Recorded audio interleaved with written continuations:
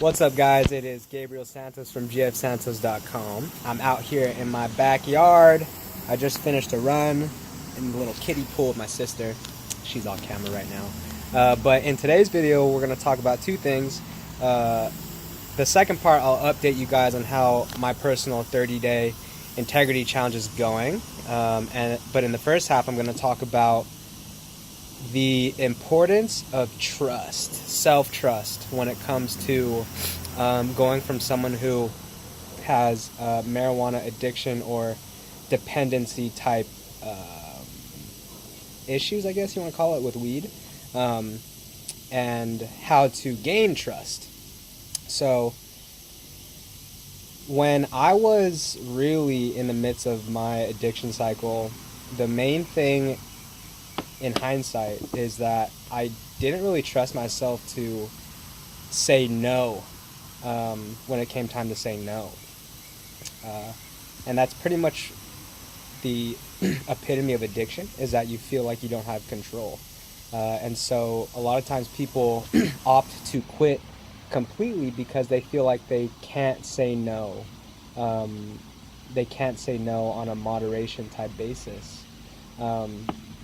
But I can assure you from my own experience and my own results that if you make it a point to train yourself to say no and follow through, you will have trust. You will develop trust in yourself, and it is a muscle. It's kind of like, if you're someone who doesn't really experience trust with yourself when it comes to weed,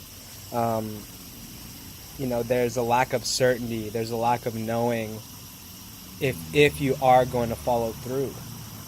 And so if you just train yourself, you'll get there. You'll come to realize that, you know what, I do have control. I've demonstrated to myself many times that I can be in control. And so it's a perfect segue into the 30-day integrity challenge. If this is the first time you're doing something like this, you you may feel great right now, but you also may be worried, like, am I going to make it? This is so hard. And me personally, how it's going is it's pretty easy. So the first day was yesterday, and I had a couple experiences of like having the urge or having the thoughts, but this isn't my first rodeo, and so I'm aware that that's going to happen.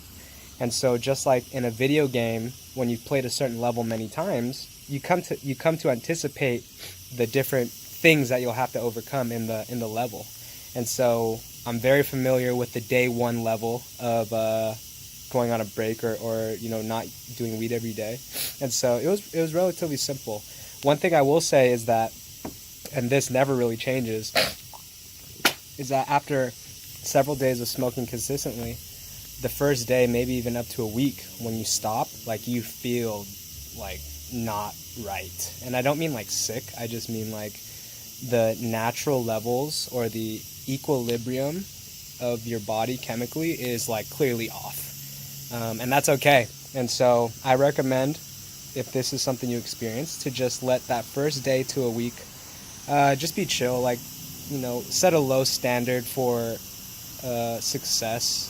Treat it, in fact, like if you were recovering from an injury or recovering from a very strenuous physical activity, like a marathon or a hard hike. Like, you need to rest.